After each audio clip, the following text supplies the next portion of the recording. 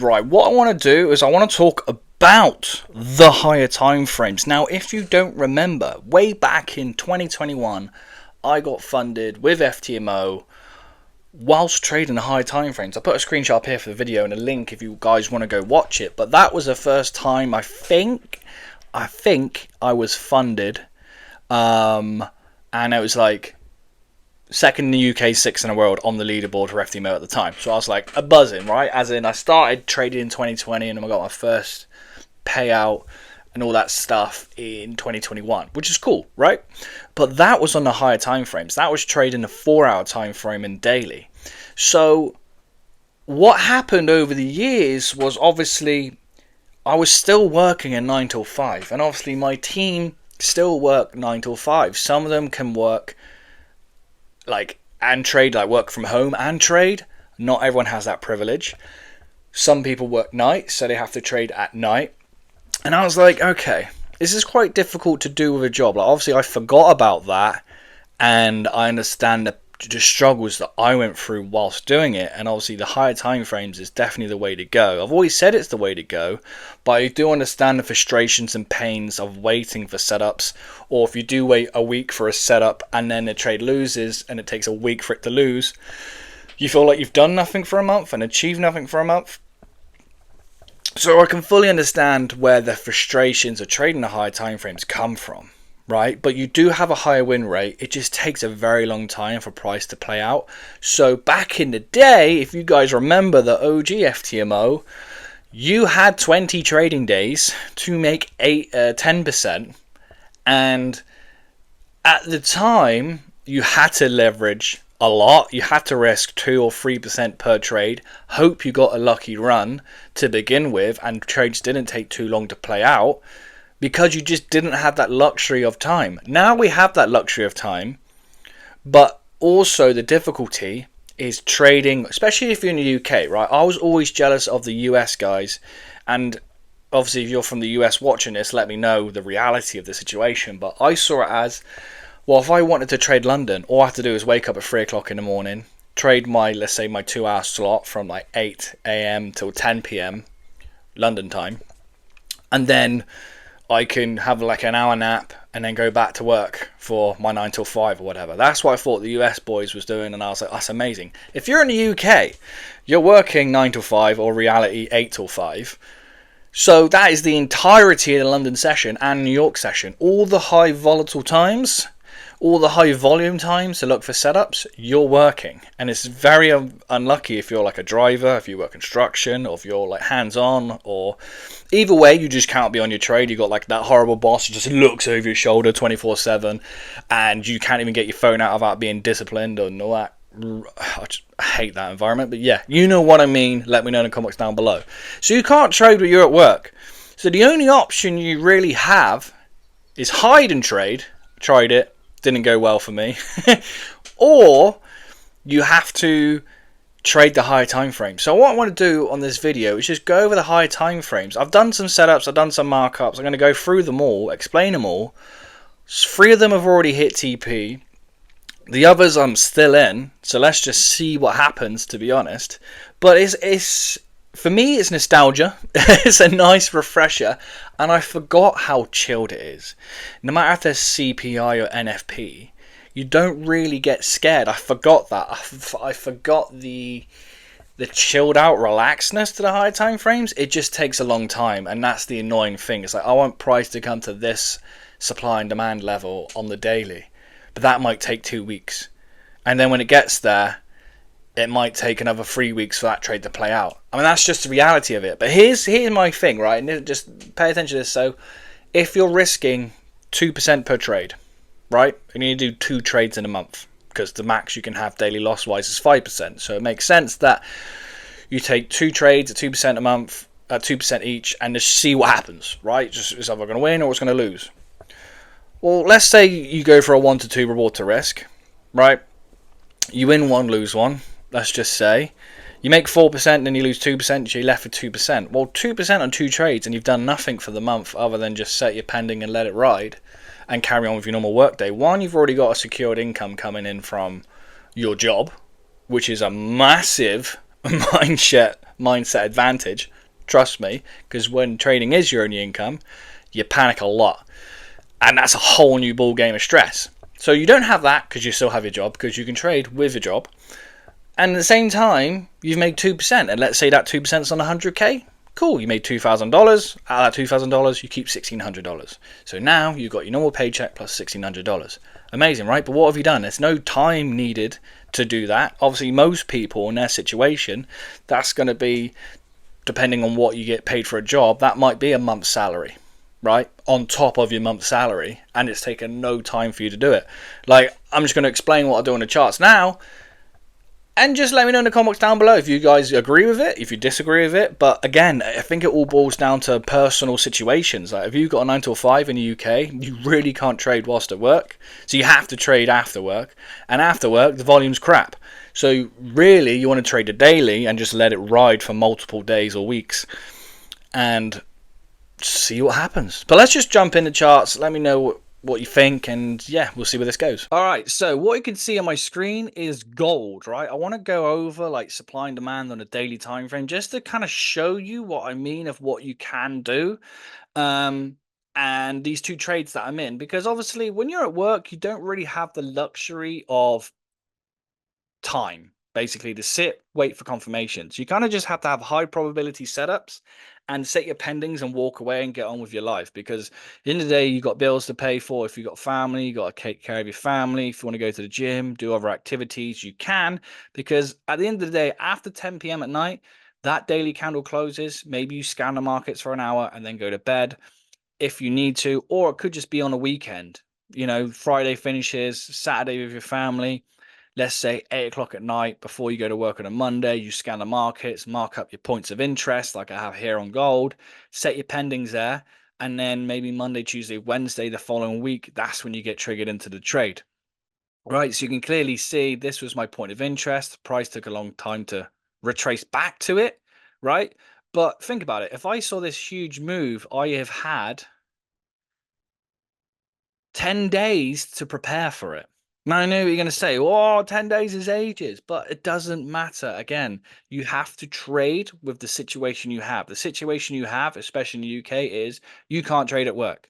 You're missing all the volume because you're at work, right? Obviously, prioritize your work because that's what pays the bills, what keeps food on the table, what helps you and your family, right? So let's not sacrifice that. Let's not risk it. Obviously, if you're young, you can, because you got no responsibilities. You got responsibilities, you kind of have to do it this way. You set your pending and you walk away. That's literally it. And again, if you want to go for a 1 to 2, so if this gold trade plays out, that's 4%. If this second gold trade plays out, there's another 4%. And we're looking at 8% on these two trades, and it's taken no time. So it'll be fun to see what this does in a week's time, maybe for next week's YouTube video, just to see what price does and how long it actually takes to play out.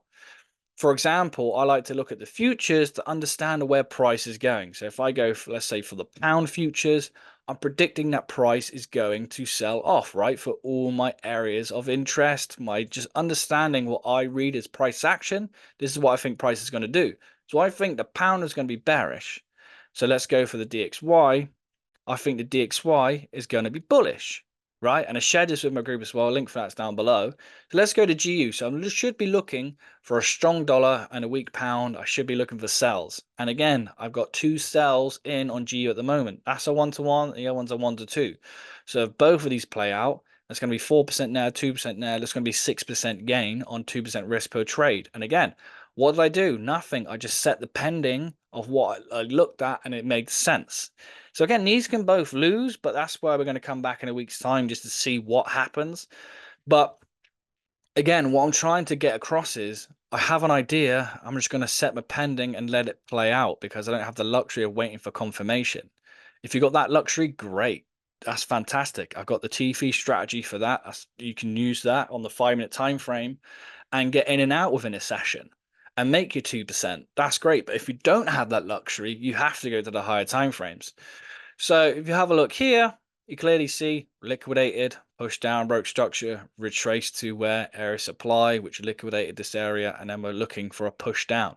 That's what I'm hoping for. That's what makes sense to me. And again, if I'm seeing a bullish DXY and a bearish Pound futures, well then GU sells makes a lot of sense. It's just going to take some time to play out. So we'll come back in this in a month's time and just let it play out. One thing I do want to show you as well, if I go to my Discord, you can clearly see DXY. I sent this into the group. When did I send this into the group? You can clearly see the date at the top, which was 17th of June. Now it's the 26th of June, right? Send that to the group of what I think was going to happen next. And you clearly see that is playing out at the moment. If I go to the euro, if I go to the pound, right, of what I just showed you, this was sent on the 17th of June of what I think was going to happen. So if we have a look here on the pound futures, right, retrace into that area supply and then sell off. Let's just go back to the pound futures and have a look what's happened. Price has retraced that area supply and it's now selling off. We don't know how long it's going to take for us to play out, but it's going to take some time, right? Like if you know Bird, or Bern, the German ftmo trader who's been on the leaderboard for 120 times or whatever, he trades a daily time frame and his trades roughly take 3 weeks to play out, right? I've only been in this trade for a few days.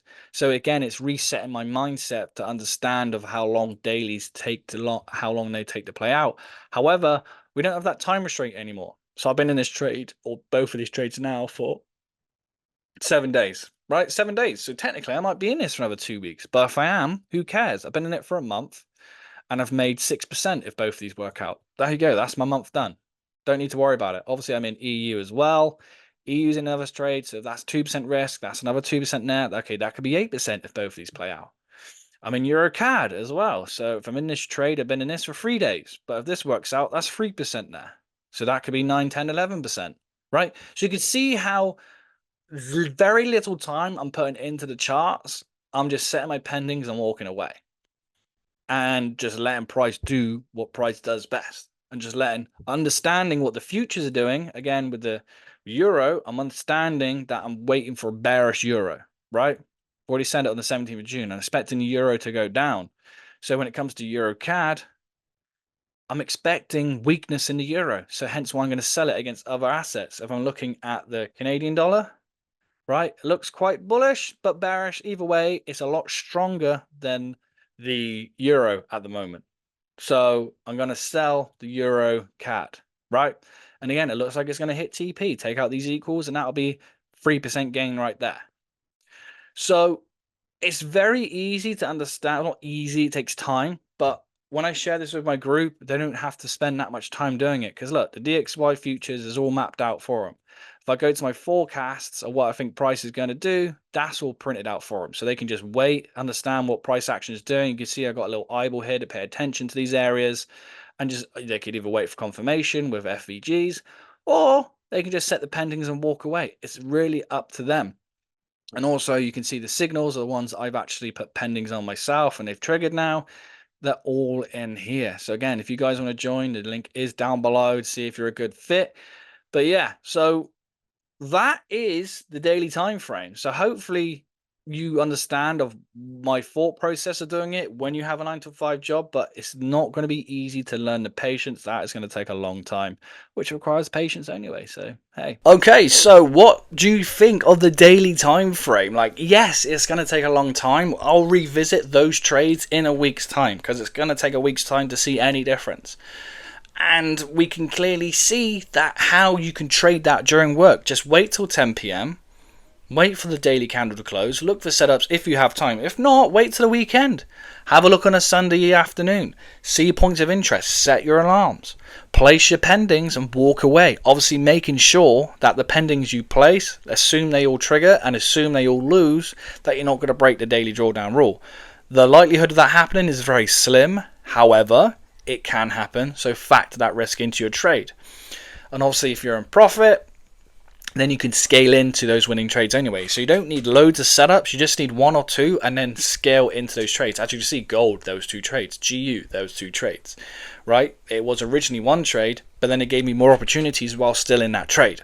So hopefully you can see you can still get great trades with the daily time frames and high time frames. So it's perfect for you guys who have a job in the UK where you work 9 till 5 and you don't have that luxury of trading these high volume times, and also you can't trade Asian because you need the sleep to go to your job, right? So for UK guys, I get it, man. I understand the pain and frustration, especially when you see everyone on YouTube trading ICT on a 1 minute time frame during London Open. You're like, how hell am I going to do that during work without getting into a lot of trouble? You can't. And that was the biggest frustration, the learning curve that I went through. But again, as you can see, I still got funded with ftmo with 20 trading days to do it in. And it was 10% in those 20 days. Now you got unlimited days and still 10%, right? So fully utilize that. If it takes a month for a trade to play out, so what? You made 2% in a month. That's fantastic. Nothing wrong with that. As I say, if you do that once on a 10k account, I mean 100k account, $2,000, you keep $1,600. And then if you get max funded on 400k, just double that by 2, right? Now you got 3,200 coming in. So I feel like a lot higher time frames don't get the praise they deserve because people want speed, but you're going to be avoiding those high volatile times, the NFP days, the CPI days. You're not going to get caught out. And again, you can still work a job, which is the main thing. So if you do like this video, I know it's long-winded, so hopefully it has made sense. And yeah, guys, if you like it, let me know down below. If you want to join the team and get obviously all the signals and the forecast and all that stuff, then just let me know down below. The link is down there. I'll see you on the inside, guys.